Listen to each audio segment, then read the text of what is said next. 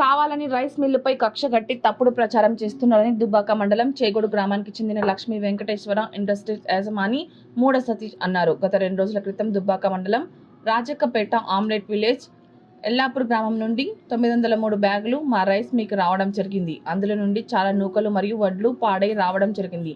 కానీ నేను ఎలాంటి కట్టింగ్ లేకుండా తీసుకుని మళ్ళీ ఎవరైనా తీసుకువస్తే మంచిగా తీసుకురావాలని రైతులకు సూచించారు. కానీ కొంతమంది మా రైస్ మిల్లుపై తప్పుడు ప్రచారం చేస్తూ కొన్ని మీడియాలలో ప్రచారం చేయడం జరిగింది. రైతులు అట్టి వార్తలను పట్టించుకోవద్దని సూచించారు. రాష్ట్ర ప్రభుత్వం మరియు కలెక్టర్ ఆదేశాల మేరకు వడ్లు కొనుగోలు చేస్తున్నామని తెలిపారు. ఇప్పటికైనా రైతులు తప్పుడు ప్రచారాన్ని నమ్మవద్దని కోరుతున్నారు. 200 ఎన్ని పడితే అన్ని దించుకోవడానికి సిద్ధంగా ఉన్నాము. దానిలో మేము ఎలాంటి పొరపాటు చేయలేదు.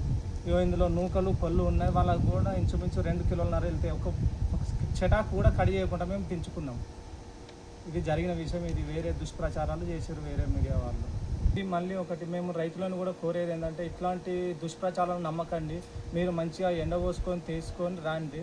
మేము రైస్ మిల్లను అసోసియేషన్ నుంచి గవర్నమెంట్ నుంచి ఏ రకంగా ప్రాసెస్ ఉందో అదే రకంగా అసోసియేషన్ ద్వారా మేము ఏ రకంగా గవర్నమెంట్ రైతును నష్టం చేయకుండా 41 కిలో ఎగబోసుకొని తీసుకొని వస్తే మేము తీసుకోవడానికి సిద్ధంగా ఉన్నాము. ఇట్లాంటి దుష్ప్రచారాలను రైతులు నమ్మకండి. ఇది అవాస్తవమైన విషయము. మేము కోరుకోవడం జరుగుతుంది.